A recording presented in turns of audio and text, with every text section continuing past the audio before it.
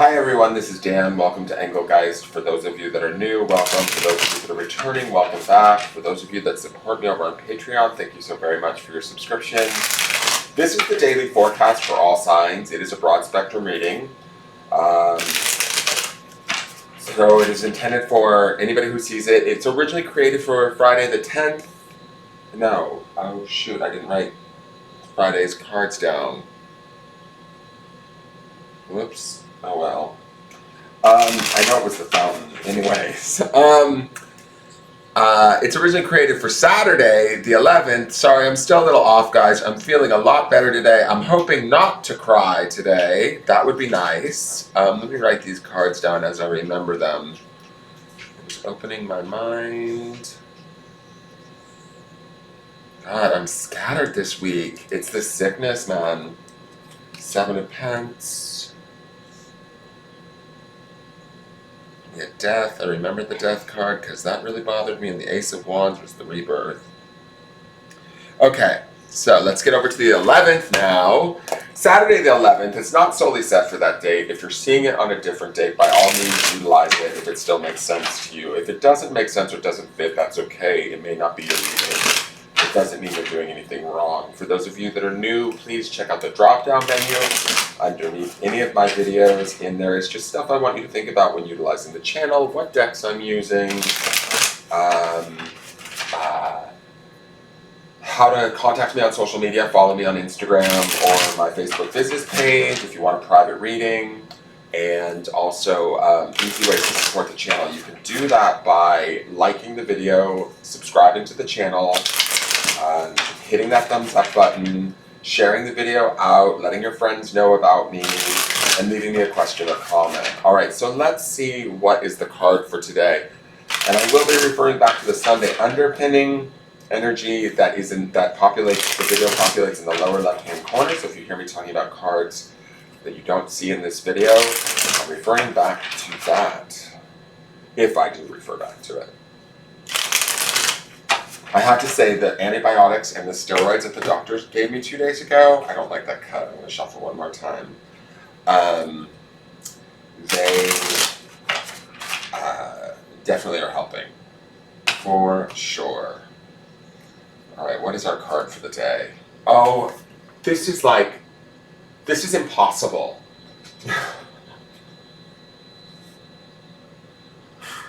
This is impossible!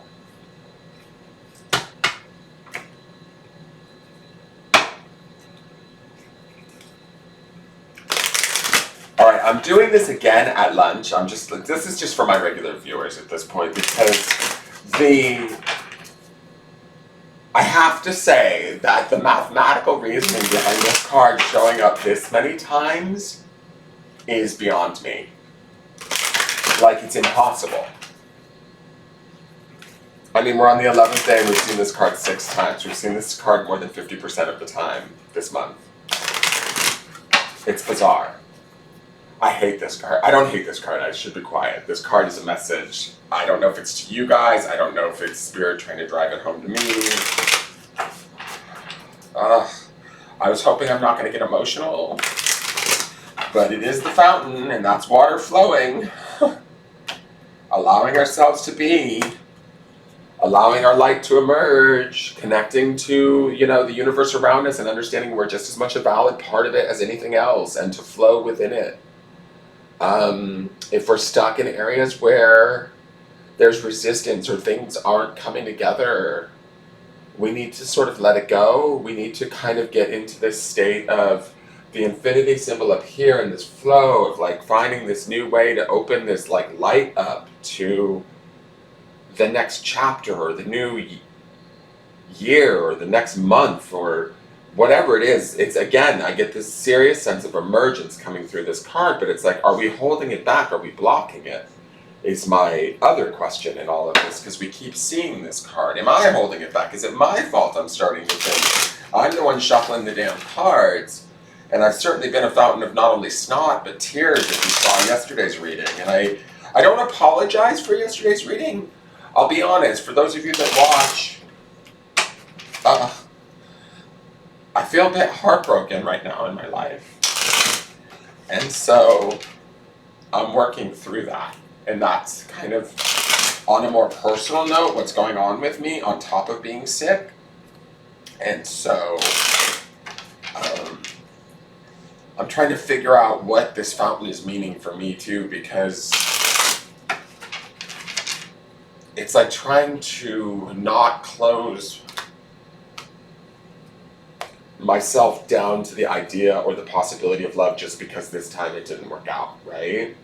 And the fountain is kind of like that too. It's like, keep that light shining within us, keep that connection to the universe around you, understand that things happen for a reason, even if we don't understand them, or we thought that they were going to go one way and they didn't. We have to flow in the direction that they take us. And maybe I haven't been flowing very well. And that's why, excuse me, that's why I'm now sick. But for you guys, if you guys are finding this or experiencing this, there is an opportunity here to get into alignment and to follow through with this alignment, maybe throughout the rest of this year, but we have to find this alignment within us and let it, like, the fountain keeps making me think of not only water, but also like pouring forth, bubbling over, coming up, being fluid, liquid, malleable, changeable, all of that, and then open and seeing where it takes us. Let me go to the healing mantra card, which is invoking self-realization. And I like this because it's a butterfly, which is sort of like, or kind of a rather plain butterfly, but butterflies represent transformation to me. It says, each breath confirms how awake I already am. Well, if I could breathe this week, that would be, probably pretty profound. Well, actually, it's true. At least each breath that I've been taking this week supplies me with the idea that I'm still alive, for Christ's sakes.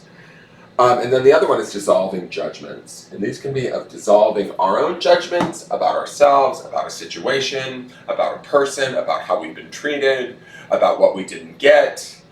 And the fountain reminds us to sort of flow with that, right? Connect with that and just be. Allow it to sort of just, what is this? Invoking self-realization. Allowing it to just indicate to us what maybe our next move is, and going by intuition rather than resistance, fear, anger, frustration, if that makes sense. Let me read invoking self-realization. Each breath confirms how awake I already am. Self-realization is a spontaneous remembrance of your interconnection to all that is. You are willing to embrace your individuality as a unique expression of source in physical form.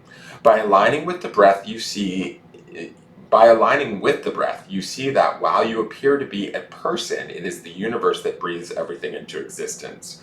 This mantra is ideal for reducing stress, managing pain, and relaxing the nervous system.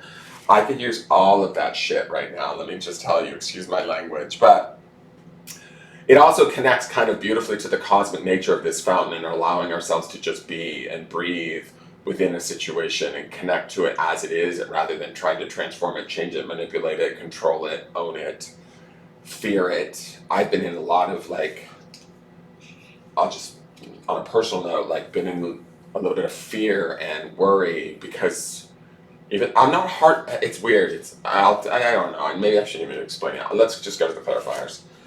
And it's our good friend F. He was here yesterday, meaning we've gotten to this point of the reading, and now I feel like this is a message that we're rotating in, and we're still going through this transformation, and this transformation is painful. It could be scary. It could be unknown. But it will lead to rebirth. There's always this sun here on the far end of the card. And the white horse of purity means that this is a purification in a way. It's a movement forward, even if it's a movement forward that we didn't expect or we didn't desire or we thought we might need to resist or fight against. But it will ultimately transform us and bring us to a place where we will experience a new dawn, a rebirth in a way. The next card is the Nine of Wands. I feel like, and it's interesting too, because of the middle card yesterday was the Ace of Wands. This Nine of Wands indicates that whatever we are transforming or whatever is dying off, changing, as long as we remain in this sort of space of just being and connecting and being fluid with what is going on and taking what we've learned, we can actually reach completions. A Nine of Wands is a personal spiritual completion within a situation, and also understanding that through the hardship or through the lessons that have been learned, we can actually put those lessons and those learnings to good use, that they served a purpose. They weren't in vain. They weren't just to harm us. It's not like the universe is out to get us. It's that they actually will teach us and evolve us and grow us and expand us, similar to like this light in the fountain that needs to come out, that wants to come out. The last card is the Queen of Pentacles. She's oftentimes, to me, her and the Queen of Cups oftentimes really bring me to this place of self-care, especially the Queen of Pentacles.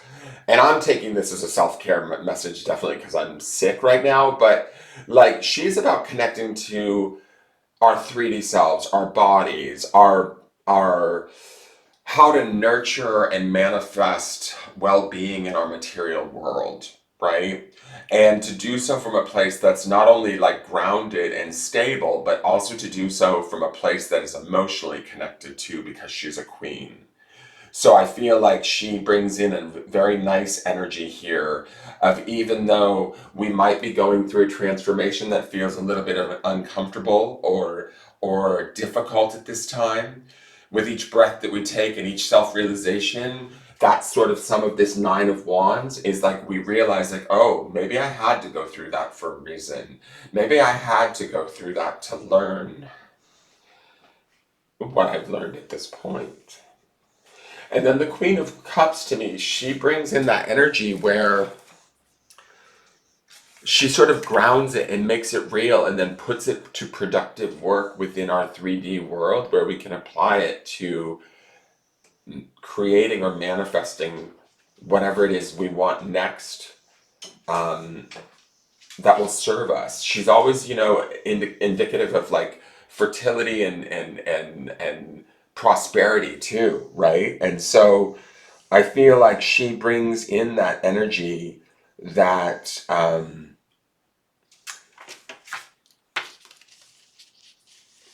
will balance this all out as we go through this transformation, if that makes sense, and whatever this realization is around this fountain for us. All right, so let's go to the grounding stone.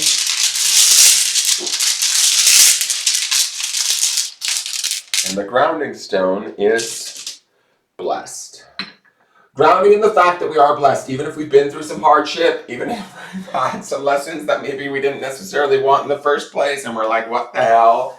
Blessed to be taking a breath every day, understanding that each breath is like, our connection to the universe and our connection to creation. And there could be some really beautiful manifestations with the Queen of Pentacles coming in here in this reading too, if we are able to connect to this in such a way where we embrace the transformation, we embrace the change, we embrace sort of the hardships or difficulties that we've experienced, and understand that they're all interconnected and serve us in some way. They really are ultimately for our highest good, even if we don't fully understand them at the 3D egoic mind level. Remember, the grounding stone underneath this, which is also on Riverstone, similar to blessed, was the word trust. So we have to trust this process and allow it to transform us and expand us and connect us in different ways than we've been connected before.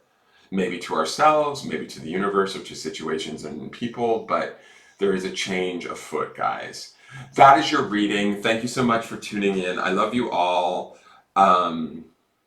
I will be back tomorrow for the Sunday and the new week, and take care. All right, bye-bye.